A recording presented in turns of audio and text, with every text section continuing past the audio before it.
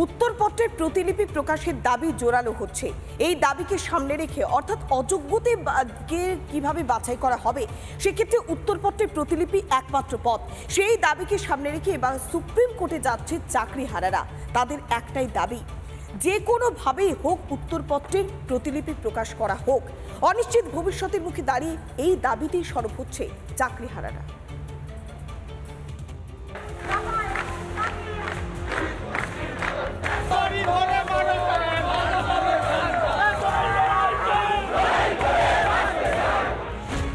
একদিকে যখন দাবি আদায় চলছে নাছোড়ের লড়াই, ঠিক তখনই দিল্লি গেলেন একজন চাকরিহারা শিক্ষক, সঙ্গে আরেকজন আন্দোলনকারী। 22 লক্ষ চাকরি প্রার্থী পরীক্ষার্থী ওএমআর এর মিরর ইমেজের কপি কেন প্রকাশ হবে না?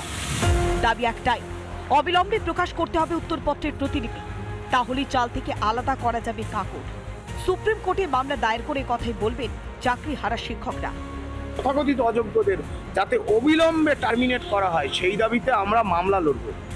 তৃণমূলের পাহাড় প্রমাণ দুর্নীতির খেসারত দিতে হচ্ছে হাজার হাজার যুবক যুবতীকে। আপাতত 31শে ডিসেম্বর পর্যন্ত চাকরি থাকলেও ভবিষ্যৎ অনিশ্চিত। এই অবস্থায় পথ খুঁজতে গত শনিবার আইনজীবী বিকাশ রঞ্জন ভট্টাচার্যের দ্বারস্থ হয়েছিলেন আন্দোলনকারীরা। এর একদিন পর রবিবার একই দাবিতে দেখা করেন কলকাতা হাইকোর্টের অবসরপ্রাপ্ত বিচারপতি তথা তমলুকের বিজেপি সাংসদ অভিজিৎ গাঙ্গুলির সঙ্গে। চাকরিহারা হিসেবে ওনারা গিয়েছেন, সেটা স্বাগত। মানুষজনের সঙ্গে কথাবার্তা বলে, রাজনীতিকদের সঙ্গে কথাবার্তা বলে যে যেভাবে পারে এই বিপদ থেকে আমরা বেরিয়ে আসতে চাইছি। চাকরিহারা শিক্ষক যারা, তাদের আন্দোলনের পক্ষে আমরা। ভালো করে যে স্বামীদের সাথে দেখা করতে গেছে, কারণ এটা সারা দেশের মানুষের জানা উচিত যে এই বাংলায় দুর্নীতি কোন পর্যায়ে গেছে। কিভাবে কাটবে জট? আদেও কি সমস্যা দূর করবে শিক্ষা দপ্তর, নাকি আধারে ভবিষ্যৎ চাকরিহারাদের?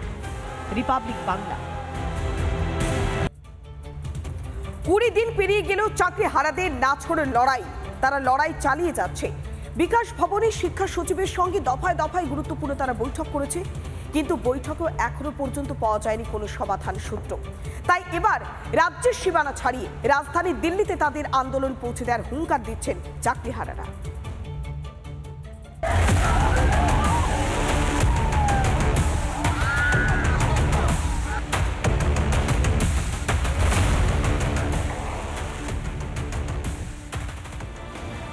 শাসকের দুর্নীতিতে অনিশ্চিত প্রায় 26,000 পরিবারের ভবিষ্যৎ। চাকরি ফিরিয়ে দেওয়ার দাবিতে চলছে নাছোড় লড়াই।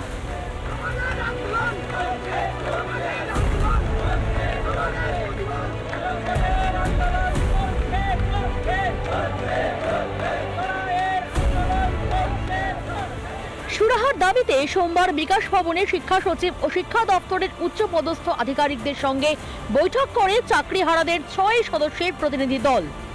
বৈঠক থেকে কার্যত কোনো সদুত্তর তেমন ভাবে তারা পাননি। তারা মূলত যেটা দাবি তুলেছেন যে নোটিফিকেশন জারি করার আগে যাতে যে রিভিউ পিটিশন দাখিল করা যায় সেটা যাতে অ্যাকসেপ্ট হয়, সেই ব্যবস্থা সরকার যাতে পর্যাপ্ত এবং যথাযথ উপায়ে করে, সেই দাবি তারা তুলেছেন। এবং একই সঙ্গে তারা মূল যে দাবি তুলেছেন যে কোনোভাবে তারা পরীক্ষায় বসতে চান না। যেখানে আমাদের ব্যক্তিগত দুর্নীতি নেই সেখানে একই যোগ্যতা মানের পরীক্ষা আমরা দ্বিতীয়বার দেব কেন? আজ থেকে এই পরীক্ষাটা আমরা দিয়েছি বিগত 10 বছর আগে, তখন আমরা ছাত্র ছিলাম। এখন আমরা একজন পারিবারিক সিঙ্গেল আর্নিং মেম্বার। আমরা পরিবার সামলাবো, পড়বো কখন, পরীক্ষা দেব কখন? পাশাপাশি রাজ্যের মুখ্যমন্ত্রী ও শিক্ষামন্ত্রীর সঙ্গে বৈঠকের দাবিও তোলেন চাকরিহারারা। আমরা চেয়েছিলাম আমাদের চিফ মিনিস্টার বা এডুকেশন মিনিস্টারের সঙ্গে দেখা করতে। প্রথমেই তো আমরা সন্তুষ্ট নই, কারণ আমাদের তাদের সঙ্গেই দেখা হয়নি। আমাদের এত প্রশ্নের উত্তর একমাত্র চিফ মিনিস্টার বা এডুকেশন মিনিস্টার যদি আমাদের সঙ্গে দেখা করেন, তবেই আমরা হয়তো আমাদের প্রশ্নগুলো সঠিক জায়গায় দিতে পারবো এবং তার উত্তর পেতে পারবো। বিকাশ ভবনের সামনে চলা নাছোড় লড়াইয়ে মিলছে না কোনো সুরাহা। তাই এবার সেই আন্দোলনের ঢেউ রাজধানী দিল্লিতে ফেলতে চান চাকরিহারারা।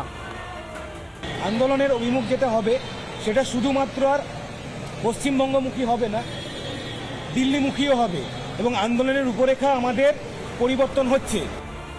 একদিকে রাস্তা আঁকড়ে পড়ে রয়েছেন চাকরিহারারা, অন্যদিকে 15ই মে রাতের ঘটনায় চাকরিহারা শিক্ষকদের তলব করে পুলিশ।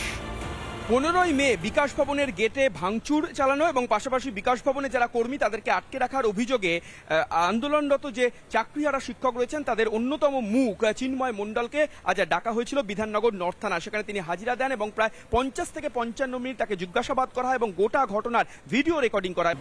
গেট সম্পর্কিত প্রশ্ন করা হয়। আমি বলেছিলাম যে আমি কিছুর সঙ্গে জড়িত নই, কোনো ফুটেজ দেখাতে পারবেন না। যদি মানে তাহলে কেন মানে এরকম বলা হচ্ছে সেটা আমার জানা নেই। হ্যাঁ, অবশ্যই বলা হয়েছে যে পরবর্তীকালে যদি ডাকা হয় সেটা আপনাদের জানানো হবে। আমরা বলেছি পূর্ণ সহযোগিতা করব। একদিকে রাজ্যের শাসক দলের দুর্নীতিতে চাকরি গিয়েছে প্রায় 26,000-এর, আর সেই চাকরিহারারা প্রতিবাদ করতে গেলে জুটছে পুলিশের লাঠি। শাসকের দুর্নীতির খেসারত কেন দিতে হবে চাকরিহারাদের? কেন রাজনৈতিক দলের দুর্নীতিতে সমাজ করার কারিগরদের পথে বসতে হবে? রিপাবলিক বাংলা। নানা ধরনের কন্টেন্ট দেখার জন্য লাইক করুন, শেয়ার করুন আমাদের ফেসবুক পেজ, সাবস্ক্রাইব করুন আমাদের ইউটিউব চ্যানেল। পাশাপাশি অন্যান্য ব্রেকিং নিউজের জন্য অবশ্যই চোখ রাখুন রিপাবলিক বাংলায়।